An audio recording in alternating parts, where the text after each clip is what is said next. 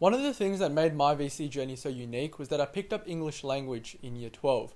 For me, that felt a lot like doing Latin in year 10, and I knew that I had to catch up to what my friends had already been learning. But for me, the hardest part wasn't really catching up. It was more in that debating stage when I wasn't sure whether I should pick it up or not, because I'd never heard of English language before. I thought it was just studying like verbs and like I remember in year 11 they were telling me about how babies learn the language, so I didn't know if it was really the subject for me. But in the end, I really enjoyed it. I did well in it, and I'm tutoring kids in it. I just really like the subject, and hopefully the 3 tips that I have for you guys can help you out as well.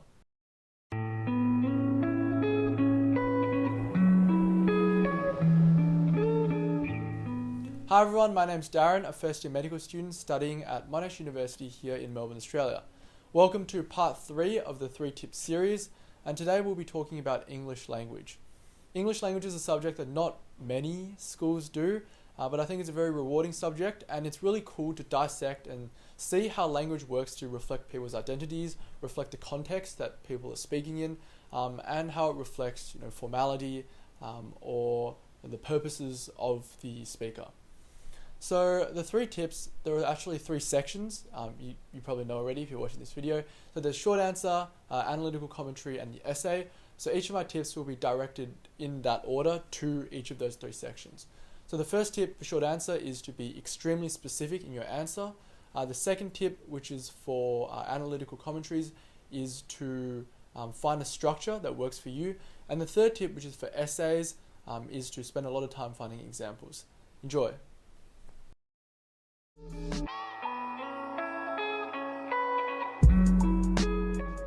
Tip number 1, be very specific in your answer to short answer questions. And this means being specific to the context and tying in your answers to what's actually happening in the text themselves. The reason this is so important is because it's really easy to remember general functions. For example, normalizations are formal, shortenings are informal, even sort of harder meta language such as semantic patterning, metaphors, also things like parallelism. Their functions, you just need to do a bit of research and realize that they make things more vivid, make things more memorable, and you can sort of memorize those as well.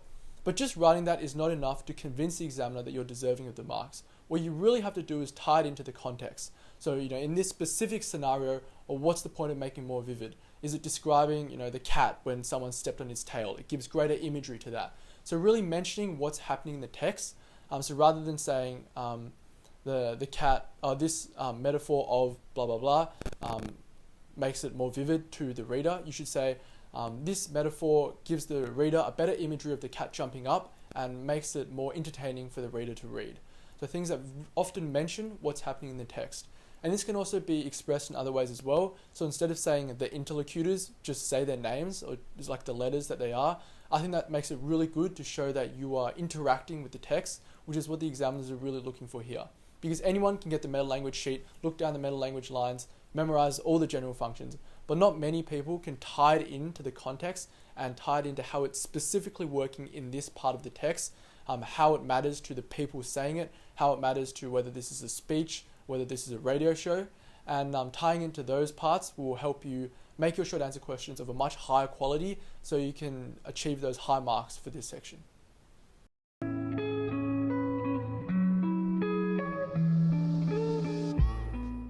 Number 2, my tip for analytical commentaries is to find a structure and a pattern that works for you.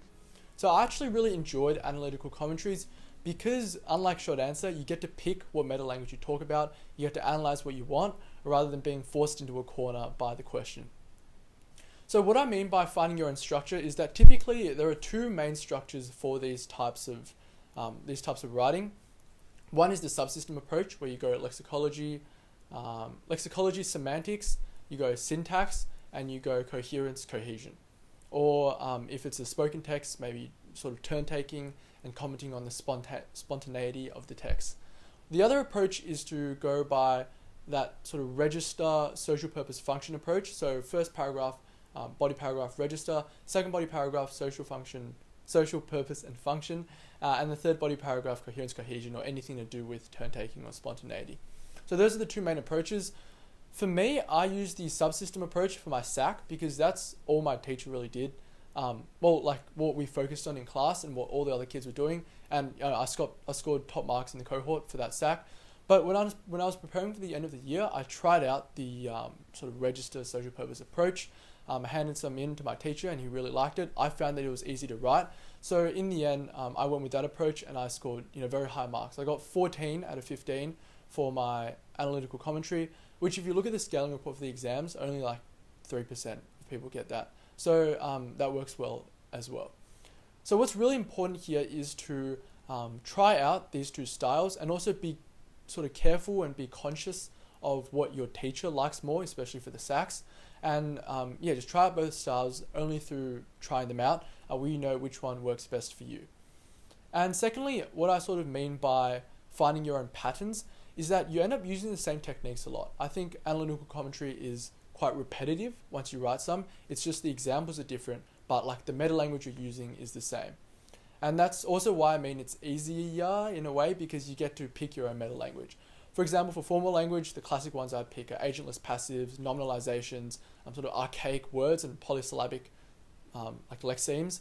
Those are the ones that I would commonly use, and I'd use them in every essay. So in the end, the structure was the same, like one sentence talking about how the register is formal, and then I'd go into, there are many polysyllabic lexemes, such as the noun, blah, blah, blah, the adjective, blah, blah, blah. And then I'd say there are also agentless passives. And once you start using these a lot and developing your own patterns, it becomes easier to find them in texts. And so that just streamlines your whole process. You can write more quickly and you can write more smoothly as well. And sort of distinctly, there are 4 types of analytical commentaries that you write. You have written formal, written informal, spoken formal, spoken informal. Mostly like in between the formal ones, spoken and written, the techniques you use are pretty much the same. The only difference may be that you talk a little bit about turn taking in your spoken one, if there is turn taking, but sometimes even in spoken text you can use coherence, cohesion. So just watch out for that. For example, if it's a very formal speech. For written informal and spoken informal, generally the features across those are the same as well. Once again, the only difference would be that final body paragraph where you're talking about coherence, cohesion in your informal written, but you talk about something like how the text is really spontaneous, how maybe even comment on the turn taking, how that reflects the context, and that would be for the spoken informal. So as long as you practice those types and you develop your own patterns and what features that you find best to analyze, find the juiciest and are easiest to find for you, then you can write really good ACs in a short period of time because it's something you've practiced so often and you're just doing the same thing, just with different examples. This is particularly really helpful for the exam where you get a shorter amount of time. Finally, my tip for essays is to spend as long as you want finding examples. I really enjoyed essays because they made English language even more practical. It's already a really practical subject because you can use it when you're talking with friends or when you're reading an article. You can actively think about it. But I think going out for essays, finding examples in the news and YouTube videos and using it to argue how language may be moving in one direction or another, or how language reflects the context and the identity of the people using it, I thought that was really cool. And when I say I picked up English language, I think, and I'm good at picking up subjects because I can identify what's important about the subject. And for me, the moment I learned about the English language essay, I knew examples would make or break people. Because the whole thing is examples. You have 2 examples per paragraph, and they are what your whole paragraph is based on. They revolve around those examples. So finding examples was so important to me, and I cannot emphasize enough how long I spent looking for examples. Because not really in any other scenario in English language do you have something that you could possibly use in the exam. Basically, I said to myself, each example I went through, will I be happy with this if I'm stuck, if I'm forced to use it in the exam for an essay? Does it have enough layers to it? Is it different enough from what other people are using? That's what I would think to myself, and I would spend ages finding examples, like a really, really crazy long time. Because I think also, for examples, the analysis, you sort of write a couple analyses, I don't know the plural, but you show them to your teacher and he'll maybe correct your structure, but the analysis might change for different essays, and also there's a certain structure for it that you use, so it doesn't become that hard. But it's the examples really that are the foundations of your essays, and I feel like can really add flavor and add a spice to an essay that the examiner will really enjoy if your examples are good, rather than something the examiner has read 100 times before. So I reckon, especially when you get up to the essay sack, spend as long as you feel comfortable with, as long as you're willing to. Like, don't feel like you're spending too much time on examples, because most people spend less time. Just find the best examples, find examples that you are confident with, you are happy with. If I told you that you have to write this on the exam, you'll say, okay, this is a good example, I'm happy to go in with it. The moment you reach that conclusion, then you'll be well set up for the SAC and for the exam. Also, just to empathize with you guys, finding examples is not easy, especially for some things. Like, I was trying to find examples of how taboo language can act as a way of building rapport in Australia. And like, what do you search up to find that? You can't really search up taboo language as a way of building rapport. Nothing's going to come up. I had to dive deep into comedians. I had to dive deep into like different websites. In the end, I found an example of an interview between two brothers of one band, and they were sort of bantering, and they used like taboo language against each other, but obviously it was in a friendly way. So I guess another piece of advice would be to think about what context your examples might crop up in.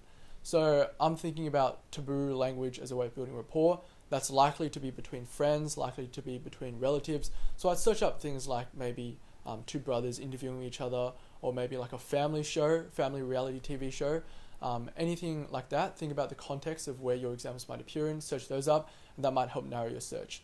But yeah, in most cases, in a lot of cases, it is really hard to find examples. Don't be disheartened, keep at it. And once you reach that example you're happy with, you're set for the SAC and for the exam. Thank you guys for tuning in to today's video. I hope you found these 3 tips on each part of English language useful. I'm doing a Q&A at 500 subscribers, so leave any questions you have in the comments below. And please like, comment, and subscribe if you've enjoyed these videos. Also, happy holidays to you guys. You've worked hard for a term. Hopefully it hasn't been too hectic and the year has started off well. Rest up during the holidays and prepare well for the terms to come. I look forward to seeing you all next time.